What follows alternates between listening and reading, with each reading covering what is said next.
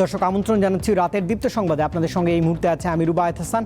আর শুরুতেই থাকছে প্রধান খবরের শিরোনাম। মৌসুমী বায়ুর প্রভাবে দেশ জুড়ে ফের বৃষ্টিপাত থাকতে পারে আরও কয়েকদিন। 5 জেলায় বন্যা পূর্বাভাস। ঢাকায় জলাবদ্ধতার চক্রে লোকসানে ব্যবসায়ীরা। লালমনিরহাট, নীলফামারী, কুড়িগ্রাম, রংপুর, গাইবান্ধা ইত্যাদি জেলার কিছু নিম্নাঞ্চলে আগামী 2 দিনে স্বল্পমেয়াদী অথবা আকস্মিক বন্যার পরিস্থিতির সৃষ্টি হতে পারে। সামরিক আইনেই বিচার হবে গ্রেপ্তারকৃত মোজাফফর হোসেনের, জানালেন স্বরাষ্ট্রমন্ত্রী। মিয়ানমার সীমান্তে কাঁটাতারের বেড়া দেওয়ার পরিকল্পনা।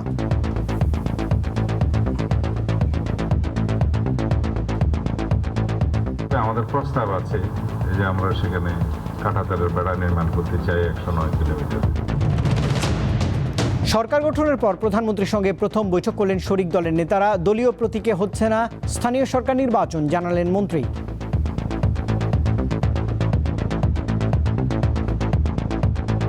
যে আইন হয়েছে সেই আইনে কিন্তু দলীয়ভাবে নির্বাচন করার কোনো সুযোগ নেই। আমার মনে হয় সেই বিষয়টা আমরা আলোচনা এখন না করলেও পারি।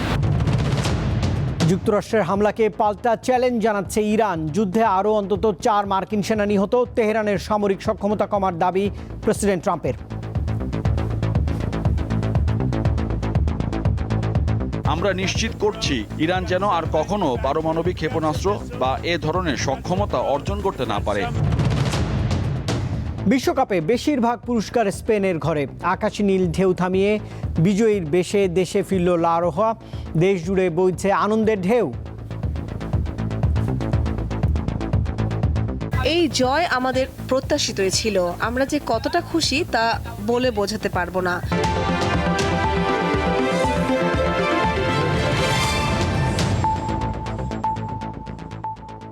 এছাড়াও সংবাদে আরও যা দেখবেন,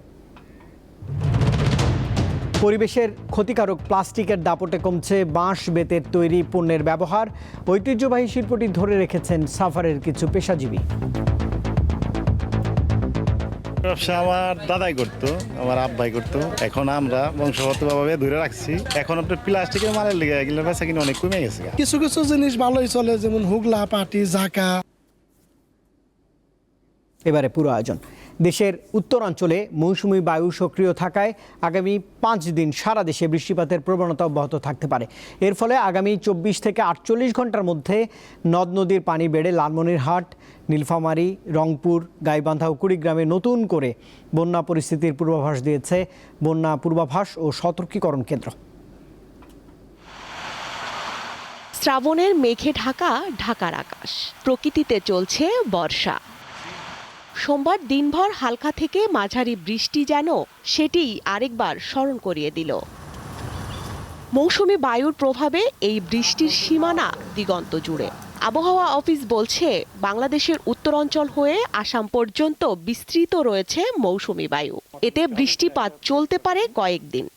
48 ঘন্টা দেশের উত্তর, মধ্য এবং দক্ষিণ অঞ্চল শুধু চট্টগ্রাম বিভাগ ছাড়া বাকি 7টা বিভাগই সম্ভাবনা রয়েছে ভারী থেকে অতি ভারী বর্ষণের। আর 23 তারিখ থেকে এই বৃষ্টিপাতটা উত্তরাঞ্চল বা মধ্যাঞ্চল থেকে কমে এটা দক্ষিণ অঞ্চলে বৃদ্ধি পেতে পারে। ভারী থেকে অতি ভারী বৃষ্টিপাতের ফলে দেশের মোট 8 জেলায় বন্যার পূর্বাভাস দিয়েছে বন্যা পূর্বাভাস ও সতর্কীকরণ কেন্দ্র। তিস্তা, ধরলা ও দুধকুমার নদী অববাহিকাতে পানি বিপদসীমা অতিক্রমের ঝুঁকি রয়েছে আগামী 24 থেকে 48 ঘন্টায়। এবং এর ফলে মূলত লালমনিরহাট, নীলফামারী, কুড়িগ্রাম, রংপুর, গাইবান্ধা ইত্যাদি জেলার কিছু নিম্নাঞ্চলে আগামী 2 দিনে স্বল্পমেয়াদী অথবা আকস্মিক বন্যার পরিস্থিতির সৃষ্টি হতে পারে। এরই মধ্যে চট্টগ্রাম বিভাগে সাঙ্গু নদীর পানি বৃদ্ধি পেয়েছে। এছাড়া কুড়িগ্রামে ধরলা, সিলেটে কুশিয়ারা, সুনামগঞ্জে সুরমা এবং নেত্রকোনায় সোমেশ্বরী নদীর পানি বিপদসীমার উপর দিয়ে প্রবাহিত হচ্ছে। স্বস্তিকা সিংহ, দীপ্ত সংবাদ, ঢাকা। রাজধানীতে বৃষ্টি হলে বিভিন্ন সড়ক ও ফুটপাতে নোংরা পানিতে তৈরি হয় জলাবদ্ধতা। এতে একদিকে পানিতে ভিজে নষ্ট হচ্ছে হকারদের বিক্রির পণ্য, অন্যদিকে ক্রেতা সংকটে বেচাকেনাও নেমে আসে শূন্যের কোটায়। জলাবদ্ধতার এই চক্রে পড়ে চরম লোকসানের মুখে ক্ষুদ্র ব্যবসায়ীরা। বৃষ্টি হলেই রাজধানীর বিভিন্ন এলাকায় জমে যায় পানি, তার ফলে সৃষ্টি হয় জলাবদ্ধতা। এর ফলে সবচেয়ে বড় ধাক্কাটি খান রাজধানীর হকাররা। অল্পতেই তাদের পণ্য ভিজে যায়, ফলে মুখোমুখি হতে হয় লোকসানের।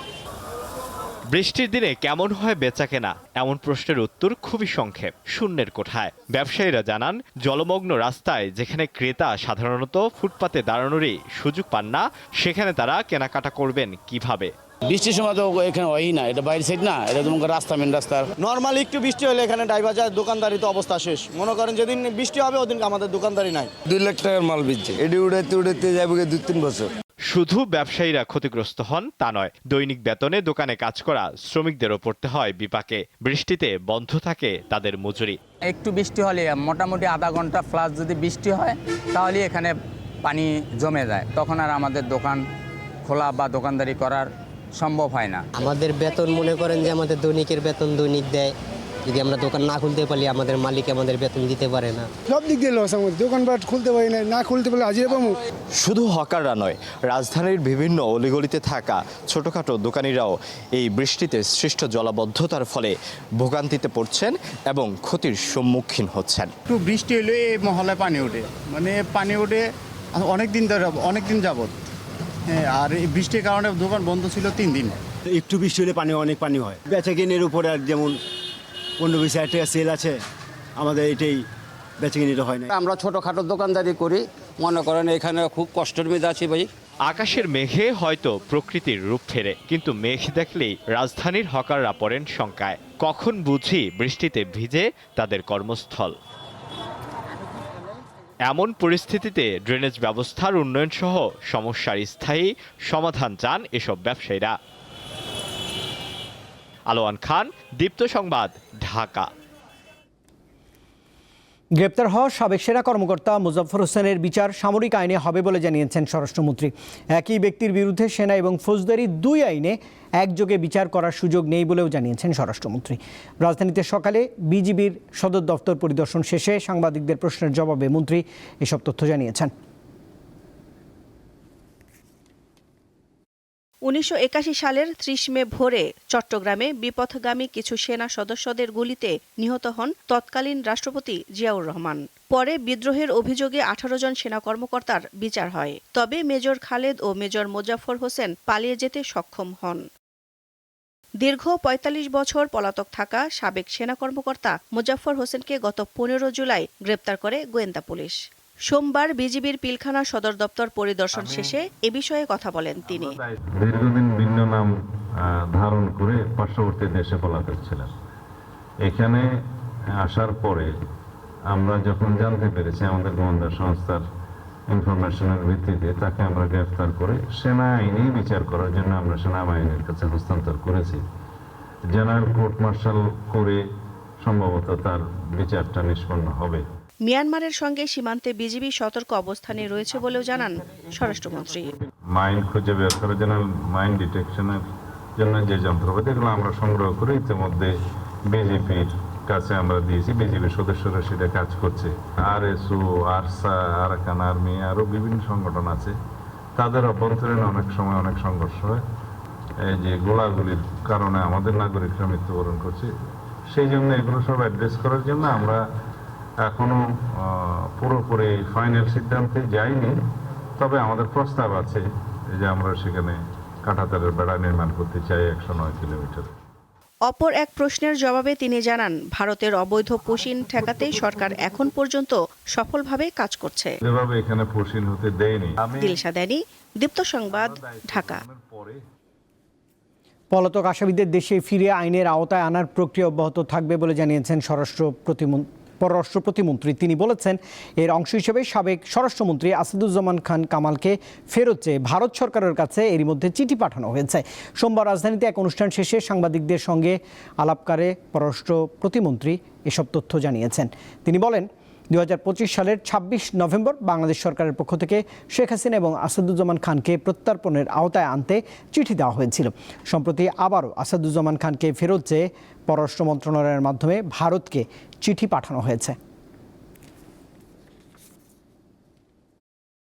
এটা রিসেন্টলি গেছে এবং এটা শুধু সাবেক স্বরাষ্ট্রমন্ত্রীকে উদ্দেশ্য করে এই চিঠি দেওয়া হয়েছে এবং এটা যখন যেটা প্রয়োজন আমাদের আইন মন্ত্রণালয় এবং স্বরাষ্ট্র মন্ত্রণালয়ের যে উদ্যোগগুলো ওনারা নেবেন, পররাষ্ট্র মন্ত্রণালয়ের পক্ষ থেকে সেই আমাদের ডিপ্লোমেসির অনুযায়ী আমরা সেই কাজগুলো করব। প্রধানমন্ত্রী তারেক রহমানের সঙ্গে বৈঠক করেছেন ফ্যাসিবাদ বিরোধী যুগপৎ আন্দোলনে শরিক দলের নেতারা। সন্ধ্যায় রাষ্ট্রীয় অতিথি ভবন যমুনায় এই বৈঠকটি অনুষ্ঠিত হয়। পরে স্থানীয় সরকার মন্ত্রী জানিয়েছেন, নির্বাচনী প্রতিশ্রুতি অনুযায়ী 31 দফা এবং জুলাই সনদ বাস্তবায়ন করবে বর্তমান সরকার। সরকার গঠনের পর প্রথমবারের মতো সোমবার সন্ধ্যায় রাষ্ট্রীয় অতিথি ভবন যমুনায় যুগপৎ আন্দোলনে অংশ নেওয়া 41টি রাজনৈতিক দলের নেতাদের সঙ্গে বৈঠক করেন প্রধানমন্ত্রী তারেক রহমান। বৈঠকে সরকারের সাম্প্রতিক কার্যক্রম, ভবিষ্যৎ রাজনৈতিক কৌশল, নির্বাচনী অঙ্গীকার বাস্তবায়ন, শরিক দলগুলোর প্রত্যাশা ও পরামর্শের পাশাপাশি জাতীয় ঐক্য, রাজনৈতিক স্থিতিশীলতা বজায় রাখার বিষয়ে আলোচনা হয়। পরে গণমাধ্যমের সঙ্গে কথা বলেন স্থানীয় সরকার মন্ত্রী মির্জা ফখরুল ইসলাম আলমগীর। জানান, 31 দফা ও জুলাই সনদ বাস্তবায়নে অঙ্গীকারবদ্ধ বিএনপি সরকার। 31 দফা কর্মসূচি যেটা আমরা একসাথে দিয়েছিলাম, সেই 31 দফা কর্মসূচি বাস্তবায়িত হবে। এবং তিনি এটাও বলেছেন, আবারও জোর দিয়েই বলেছেন যে জুলাই সনদ যেটা আমরা সমস্ত রাজনৈতিক দলগুলো স্বাক্ষর করেছি, সেটার অক্ষরে অক্ষরে পালন করা হবে। এক প্রশ্নের জবাবে তিনি বলেন, স্থানীয় সরকার নির্বাচন দলীয় প্রতীকে হবে না, তবে পারস্পরিক আলোচনার ভিত্তিতে এ বিষয়ে সিদ্ধান্ত নেবে বিএনপি। যে আইন হয়েছে, সেই আইনে কিন্তু দলীয়ভাবে নির্বাচন করার কোনো সুযোগ নেই। সুতরাং আমার মনে হয় সেই বিষয়টা আমরা আলোচনা এখন না করলেও পারি, তবে প্রতিটি ক্ষেত্রে আমরা পারস্পরিক আলোচনার ভিত্তিতেই আলোচনা করব। এছাড়া উগ্রবাদের বিরুদ্ধে বিএনপি ও শরিক দলগুলো কাজ করছে বলেও উল্লেখ করেন মন্ত্রী। শিউলি শবনম, দীপ্ত সংবাদ, ঢাকা। বরখাস্ত হওয়া সাবেক মেজর জেনারেল জিয়াউল আহসানের জলসিঁড়ি আবাসন প্রকল্পের বাড়িতে অভিযান চালিয়েছে দুর্নীতি দমন কমিশন দুদকের একটি দল। আদালতের নির্দেশে সোমবার সকাল থেকে জলসিঁড়ি আবাসন প্রকল্পের 12 নম্বর সেক্টরের 506 নম্বর রোডের 14 নম্বর প্লটের জয়িতা নামের 8তলা বাড়িতে এই অভিযান পরিচালনা করা হয়। এর আগে গত 7 জানুয়ারি দুদকের আবেদনের পরিপ্রেক্ষিতে জ্ঞাত আয় বহির্ভূত সম্পদ অর্জনের মামলায় জিয়াউল আহসানকে গ্রেপ্তার দেখানো হয়। মামলার এজাহারে বলা হয়, জিয়াউল আহসান ক্ষমতার অপব্যবহার করে তার নিজ নামে 22,27,78,000 টাকা মূল্যের জ্ঞাত আয় বহির্ভূত সম্পদ অর্জন করেছেন। তার নামে থাকা কমপক্ষে 8টি ব্যাংক হিসেবে প্রায় 120 কোটি টাকার অস্বাভাবিক লেনদেন হয়েছে।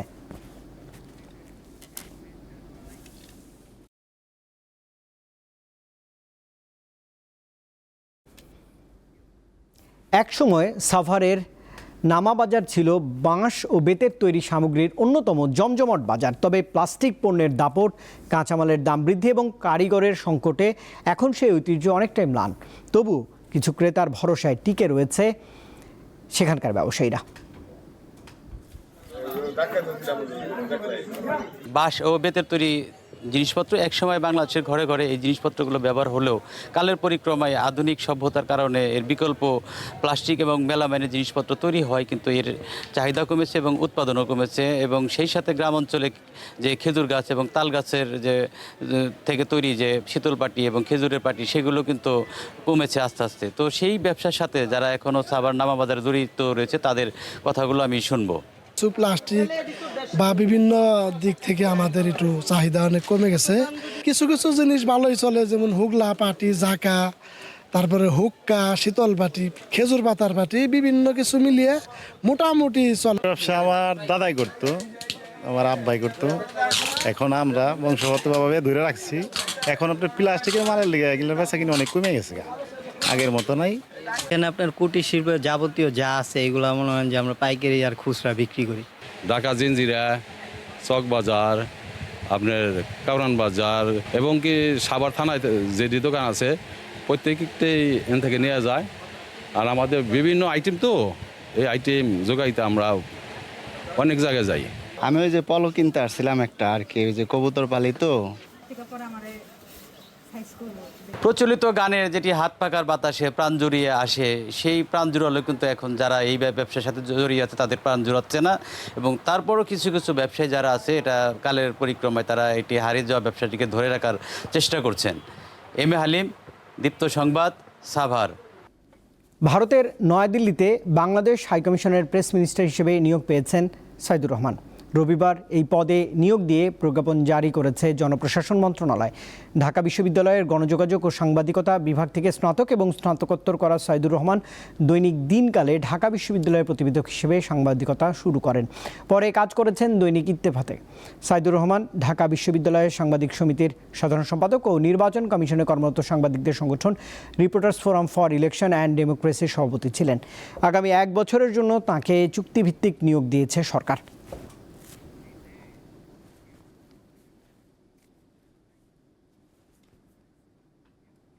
দর্শক, এবার দেখে নেব দেশ বিদেশের আরও কিছু টুকরো খবর নিয়ে আমাদের সংবাদ সংক্ষেপ। করোনার নমুনা পরীক্ষা জালিয়াতি মামলায় আলোচিত রিজেন্ট হাসপাতালের শাহেদ করিমকে আবার গ্রেফতার করেছে পুলিশ। রাজধানীর ইসিবি চত্বর থেকে সোমবার তাকে আটক করা হয়। শাহেদের বিরুদ্ধে একটি মামলায় গ্রেফতারি পরোয়ানা রয়েছে বলে জানায় পুলিশ। এশীয় উন্নয়ন ব্যাংক এডিবির নাম, লোগো ও কর্মকর্তাদের পরিচয় ব্যবহার করে ভুয়া ঋণের প্রলোভন দেখিয়ে অর্থ হাতিয়ে নেওয়ার প্রতারণা সম্পর্কে জনসাধারণকে সতর্ক করেছে সংস্থাটি। এডিবি জানিয়েছে, প্রতারকেরা নকল ওয়েবসাইট, ভুয়া ফেসবুক পেজ ও জাল পরিচয়পত্র ব্যবহার করে মানুষকে বিভ্রান্ত করার অপচেষ্টা করছে। নিয়ম লঙ্ঘন ও ফৌজদারি অপরাধে আদালতে অভিযোগপত্র গৃহীত হওয়ায় 49টি রিক্রুটিং এজেন্সির লাইসেন্স বাতিল করেছে প্রবাসী কল্যাণ ও বৈদেশিক কর্মসংস্থান মন্ত্রণালয়। রাষ্ট্রপতির আদেশক্রমে জারি করা প্রজ্ঞাপনে এই সিদ্ধান্তের কথা জানানো হয়। চীন থেকে এসেছে অনুপ্রেরণার এক গল্প। খাবার সরবরাহের কাজের ফাঁকে লেখা কবিতার জন্য দেশটির অন্যতম মর্যাদাপূর্ণ এক পুরস্কার পেয়েছেন 56 বছর বয়সী ওয়াং জিভিং। তার কবিতার সংকলন লো ফ্লাইট শ্রমজীবী মানুষের জীবন সংগ্রামের কাব্যিক দলিল হিসেবে প্রশংসিত হয়েছে। আন্তর্জাতিক প্রসঙ্গ। ইরান যুক্তরাষ্ট্র যুদ্ধ আরও ভয়াবহ রূপ নিয়েছে। টানা 9ম রাতেও ইরানের বিভিন্ন স্থানে হামলা চালিয়েছে যুক্তরাষ্ট্র। এর মধ্যেই ইরানের সামরিক শক্তি কার্যত ধ্বংস হয়ে গেছে বলে দাবি করেছেন মার্কিন প্রেসিডেন্ট ডোনাল্ড ট্রাম্প। একই সঙ্গে জর্ডান ও ইরাকে নিহত মার্কিন সেনাদের স্মরণ করে আরও জোরালো সামরিক অভিযানের ঘোষণা দিয়েছেন এই প্রেসিডেন্ট। টানা 9 দিনের সামরিক অভিযানে হামলার গতি আরও বাড়িয়েছে যুক্তরাষ্ট্র। হোয়াইট হাউসে সাংবাদিকদের সঙ্গে আলাপকালে প্রেসিডেন্ট ডোনাল্ড ট্রাম্প দাবি করেন, ইরানের হাতে এখন অল্প কিছু ক্ষেপণাস্ত্র, ড্রোন ও সীমিত উৎপাদন সক্ষমতা ছাড়া উল্লেখযোগ্য কোনো সামরিক শক্তি অবশিষ্ট নেই। ট্রাম্প বলেন, শুরুতে যুক্তরাষ্ট্রের লক্ষ্য ছিল ইরানকে পারমাণবিক অস্ত্রের সক্ষমতা অর্জন থেকে বিরত রাখা। তবে এখন সেই সক্ষমতার সম্ভাবনাই পুরোপুরি শেষ করে দেওয়ার অভিযান চলছে। আগে আমরা ইরানকে একটি নির্দিষ্ট সক্ষমতা অর্জন থেকে বিরত রাখার চেষ্টা করছিলাম। এখন আমরা সেই সক্ষমতার সম্ভাবনাই সম্পূর্ণভাবে শেষ করে দিচ্ছি। আমরা নিশ্চিত করছি ইরান যেন আর কখনো পারমাণবিক ক্ষেপণাস্ত্র বা এ ধরনের সক্ষমতা অর্জন করতে না পারে। ট্রাম্পের দাবি, জর্ডান ও ইরাকে সাম্প্রতিক হামলায় নিহত মার্কিন সেনাদের সম্মান জানাতেই ইরানের বিরুদ্ধে সর্বশেষ হামলা চালানো হয়েছে। নিহত সেনাদের মহান দেশপ্রেমিক বলে অভিহিত করেন তিনি। মনে রাখতে হবে, সেই মহান দেশপ্রেমিকরা লড়াই করছিলেন যেন ইরান কখনোই পারমাণবিক অস্ত্র অর্জন করতে না পারে। ইরানের সামরিক সক্ষমতা ব্যাপকভাবে ক্ষতিগ্রস্ত হয়েছে, প্রায় সবকিছুই তারা হারিয়েছে। ট্রাম্পের বক্তব্যের মধ্যেই নতুন করে হামলার বিস্তারিত প্রকাশ করেছে মার্কিন সেন্ট্রাল কমান্ড সেন্টকম। সংস্থাটি জানিয়েছে, ইরানের আকাশ প্রতিরক্ষা ব্যবস্থা, উপকূলীয় সামরিক স্থাপনা, ইসলামিক রেভলিউশনারি গার্ড বাহিনী, আইআরজিসির ঘাঁটি এবং ক্ষেপণাস্ত্র ও ড্রোন স্থাপনাকে লক্ষ্য করে অভিযান অব্যাহত রয়েছে। অন্যদিকে যুক্তরাষ্ট্রের হামলায় ক্ষয়ক্ষতির নতুন তথ্য দিয়েছে তেহরান। ইরানের দাবি, সবশেষ হামলায় অন্তত 50 জন নিহত এবং 517 জন আহত হয়েছে। পরিস্থিতির ওপর নিবিড় নজর রাখছে ইসরায়েলও। দেশটির সেনাপ্রধান লেফটেন্যান্ট জেনারেল ইয়াল জামির জানিয়েছেন, ইরানের পরিস্থিতি সার্বক্ষণিক পর্যবেক্ষণ করছে ইসরায়েলি বাহিনী এবং সর্বোচ্চ মাত্রার সামরিক প্রস্তুতি রাখা হয়েছে। এদিকে ইসরায়েলি নিরাপত্তা সূত্রের বরাতে সৌদি সংবাদ মাধ্যম আল হাদাথ জানিয়েছে, ইরানের বর্তমান সর্বোচ্চ নেতা মুজতবা খামেনি আর দেশটির ভেতরে অবস্থান করছেন না। যদিও এ বিষয়ে এখন পর্যন্ত কোনো মন্তব্য করেনি তেহরান। সাইফুর রহমান শিশির, দীপ্ত বার্তা কক্ষ। এবারে বিআরবি কেবলস নিবেদিত ফিফা ওয়ার্ল্ড কাপ 2026।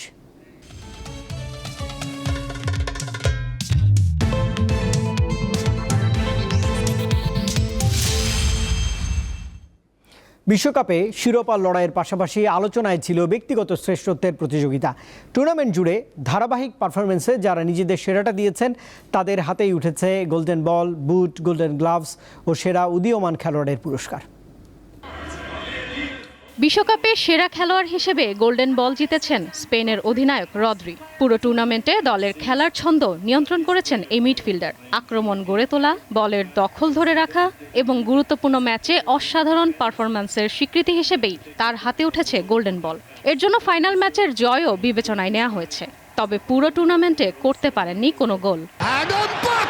সবচেয়ে বেশি গোল করে গোল্ডেন বুট জিতেছেন ফ্রান্সের কিলিয়ান এমবাপ্পে। তিনি করেছেন 10 গোল, যা ছিল অন্য সবার চেয়ে বেশি।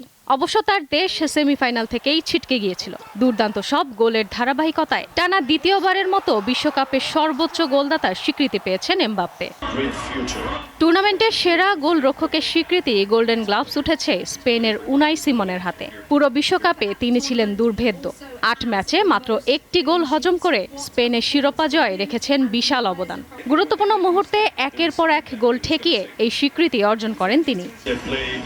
আর সেরা উদীয়মান খেলোয়াড়ের পুরস্কার জিতেছেন স্পেনের পাও কুবার্সি। মাত্র 19 বছর বয়সেই রক্ষণভাগে অসাধারণ পরিপক্কতা দেখিয়েছেন তিনি। কঠিন সব ম্যাচে দলের জয় নিশ্চিতে গুরুত্বপূর্ণ ভূমিকা রাখেন এই তরুণ ডিফেন্ডার। বিশ্বকাপ ট্রফির সঙ্গে ব্যক্তিগত অর্জনেও রাজত্ব করেছে স্পেন। চ্যাম্পিয়ন হওয়ার পাশাপাশি গোল্ডেন গ্লাভস ও সেরা উদীয়মান খেলোয়াড়ের পুরস্কারও গেছে স্প্যানিশ ফুটবলারদের হাতে। শুধু গোল্ডেন বুট ছাড়া বাকি সব ব্যক্তিগত সম্মান জিতে 2026 বিশ্বকাপ নিজেদের করে নিয়েছে স্পেন। প্রাইজ মানি হিসেবে চ্যাম্পিয়ন দল পেয়েছে 615 কোটি টাকা, আর রানার আপ আর্জেন্টিনা পেল 406 কোটি টাকা।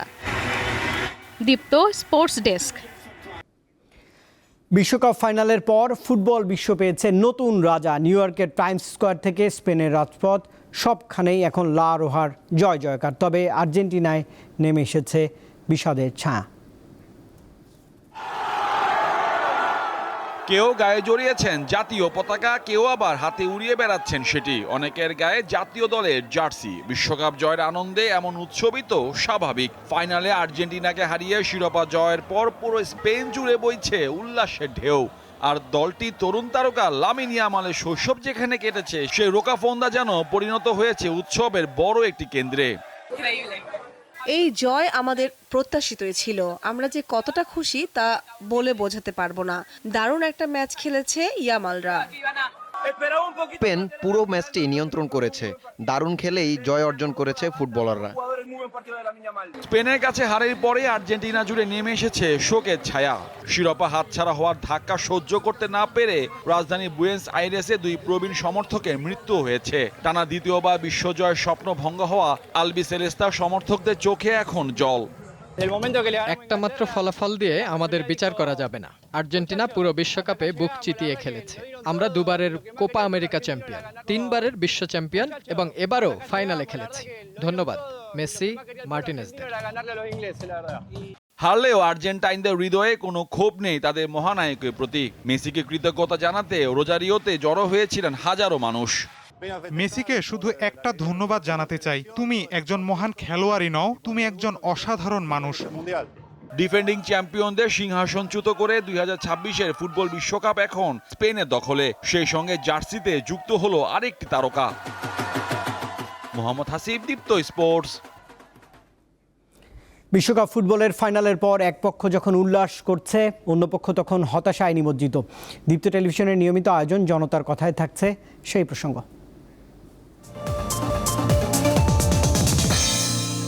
যুক্তরাষ্ট্রের নিউ জার্সির মেটলাইফ স্টেডিয়ামে গতকালকে অনুষ্ঠিত আর্জেন্টিনা ও স্পেনের খেলার মধ্য দিয়ে পর্দা নামল 2026 ফুটবল বিশ্বকাপের।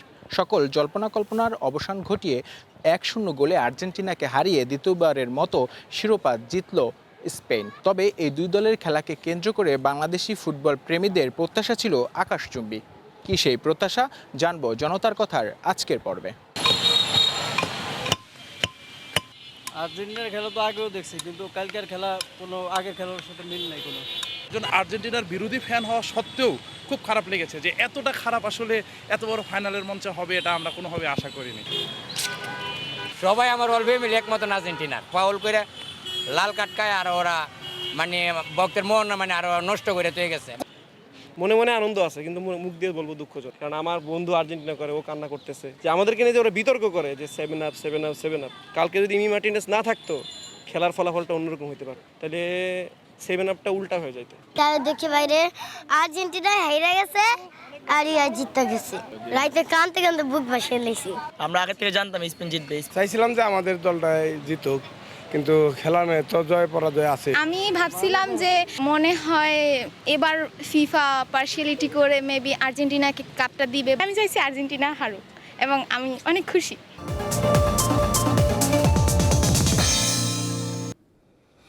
ক্যারিয়ারের পড়ন্ত বেলায় লিওনেল মেসি যেন এক নিঃসঙ্গ নাবিক। নিউ জার্সির মেটলাইফ স্টেডিয়ামে বিমর্ষ এই মহাতারকার সাফল্যের ঝুলি অনেক বড়, কিন্তু শেষটা পারলেন না রাঙাতে। রোজারিও শহরের ছোট্ট এক ছেলে, যার স্বপ্ন ছিল ফুটবলের সর্বোচ্চ মঞ্চে নিজেকে প্রতিষ্ঠিত করা, যা মোটেও সহজ ছিল না। শৈশবে গ্রোথ হরমোনের সমস্যা দেখা দেয় মেসির। চিকিৎসার ব্যয় বহন করা কঠিন হয়ে পড়ে তার পরিবারের জন্য। অনেকেই ভাবে এখানেই থেমে যাবে সম্ভাবনাময় ক্যারিয়ার। অদম্য ইচ্ছাশক্তি আর অসাধারণ প্রতিভা তাকে নিয়ে যায় বার্সেলোনায়। শুরু হয় ফুটবল ইতিহাসের অন্যতম এক যাত্রা। বছর গড়ানোর সঙ্গে সঙ্গে বাড়তে থাকে তার গোল ও রেকর্ডের সংখ্যা। বার্সেলোনা জার্সিতে জিতেছেন 10টি লা লিগা, 4টি উয়েফা চ্যাম্পিয়ন্স লিগ, 7টি কোপা দেল রে সহ অসংখ্য শিরোপা। ব্যক্তিগত অর্জন 8টি ব্যালন ডিওর, 3বার ফিফা বর্ষসেরা পুরস্কার, 6টি ইউরোপিয়ান গোল্ডেন বুট। তবে নিজ দেশের জার্সিতে বড় কোনো শিরোপা জেতার আক্ষেপ তাড়া করে ফিরছিল তাকে। 2014 বিশ্বকাপ ফাইনাল ট্রফি ছোঁয়ার খুব কাছাকাছি গিয়েও জার্মানির কাছে হার। 2015-16 সালের কোপা আমেরিকার ফাইনালে হেরে প্রশ্নবিদ্ধ হয় তার নেতৃত্ব। হতাশ হয়ে জাতীয় দল থেকে অবসরের ঘোষণা দিয়েছিলেন তিনি। অনেকেই ভেবেছিলেন গল্পটা হয়তো এখানেই শেষ, তবে কিংবদন্তিরা হার মানতে জানেন না। আবারও ফিরলেন মেসি। শুরু হলো স্বপ্ন ছোঁয়ার লড়াই। 2021 সালে 28 বছরের অপেক্ষার অবসান ঘটিয়ে মারাকানার মাঠে চিরপ্রতিদ্বন্দ্বী ব্রাজিলকে হারিয়ে আর্জেন্টিনাকে কোপা আমেরিকার শিরোপা এনে দেন তিনি। এরপর 2022 সালে ফিনালিসিমা জিতে আরও একবার জানান দেন আর্জেন্টিনা ফিরে এসেছে। স্বপ্ন এখনো একটি অপূর্ণ রয়ে গেছে, সেটি হলো বিশ্বকাপ। 2022 কাতার বিশ্বকাপ শুরু হয়েছিল সৌদি আরবের বিপক্ষে অপ্রত্যাশিত হার দিয়ে। চারদিকে তখন সমালোচনা, কিন্তু সেই ধাক্কা থেকেই ঘুরে দাঁড়ায় আর্জেন্টিনা। ফ্রান্সের বিপক্ষে বিশ্বকাপের ফাইনাল, ইতিহাসের অন্যতম সেরা ফাইনাল। 120 মিনিটের রুদ্ধশ্বাস লড়াইয়ের পর টাই ব্রেকে জয়ী হয় আর্জেন্টিনা। জাদুকরী পারফরমেন্সে প্রতিটি ধাপের সামনে নেতৃত্ব দিয়েছেন মেসি। কাতারের আকাশের নিচে বহু প্রতীক্ষিত সোনালী ট্রফি হাতে তুলে নেন লিওনেল মেসি। বিশ্বকাপ জয়ের মধ্য দিয়ে পূর্ণতা পায় তার কেরিয়ার। সেই সঙ্গে চিরতরে বন্ধ হয়ে যায় একটি প্রশ্ন, মেসির অর্জনের ঝুলিতে আর কি বাকি? আর্জেন্টিনার ইতিহাসে সর্বোচ্চ গোলদাতা, সর্বাধিক ম্যাচ খেলা ফুটবলার ও ফুটবল ইতিহাসের অন্যতম সেরা প্লেমেকার হিসেবেও প্রতিষ্ঠিত হয়েছেন মেসি। একটি প্রজন্ম তাকে দেখে ফুটবল ভালোবেসেছে। কোটি কোটি মানুষ তার মধ্যে খুঁজে পেয়েছে আশা, অধ্যবসায় আর স্বপ্ন পূরণের গল্প। ব্যর্থতার পর কিভাবে আবার উঠে দাঁড়াতে হয় সেটিও শিখিয়েছে মেসির ক্যারিয়ার। রোজারিওর এই ছোট্ট ছেলেটি প্রমাণ করে গেছে প্রতিভা মানুষকে পরিচিতি দেয়, কিন্তু অদম্য পরিশ্রম, ধৈর্য আর স্বপ্নের প্রতি বিশ্বাস মানুষকে কিংবদন্তি বানায়। পারভেজ খোকন, দীপ্ত স্পোর্টস। দর্শক, এই খবরের মধ্যেই শেষ করছি রাতের দীপ্ত সংবাদ। শেষ করার আগে প্রধান খবরের শিরোনাম জানাবো আরেকবার। মৌসুমী বায়ুর প্রভাবে দেশ জুড়ে ফের বৃষ্টিপাত, থাকতে পারে আরও কয়েকদিন। 5 জেলায় বন্যার পূর্বাভাস। ঢাকায় জলাবদ্ধতার চক্রে লোকসানে ব্যবসায়ীরা।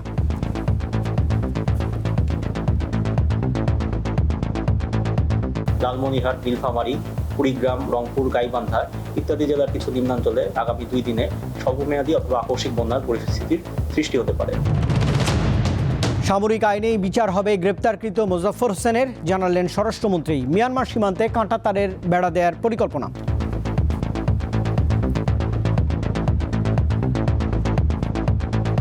আমাদের প্রস্তাব আছে যে আমরা সেখানে কাঁটাতারের বেড়া নির্মাণ করতে চাই 109 কিলোমিটার।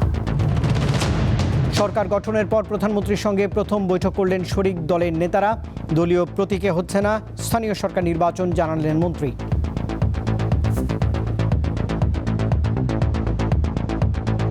যে আইন হয়েছে সেই আইনে কিন্তু দলীয়ভাবে নির্বাচন করার কোনো সুযোগ নেই। সুতরাং আমার মনে হয় সেই বিষয়টা আমরা আলোচনা এখন না করলেও পারি। যুক্তরাষ্ট্রের হামলাকে পাল্টা চ্যালেঞ্জ জানাচ্ছে ইরান। যুদ্ধে আরও অন্তত 4 মার্কিন সেনা সদস্য নিহত। তেহরানের সামরিক সক্ষমতা কমার দাবি ট্রাম্পের। আমরা নিশ্চিত করছি ইরান যেন আর কখনো পারমাণবিক ক্ষেপণাস্ত্র বা এ ধরনের সক্ষমতা অর্জন করতে না পারে। বিশ্বকাপে বেশিরভাগ পুরস্কার স্পেনের ঘরে। আকাশী নীল ঢেউ থামিয়ে বিজয়ীর বেশে দেশে ফিরল লা রোহো। দেশ জুড়ে বইছে আনন্দের ঢেউ।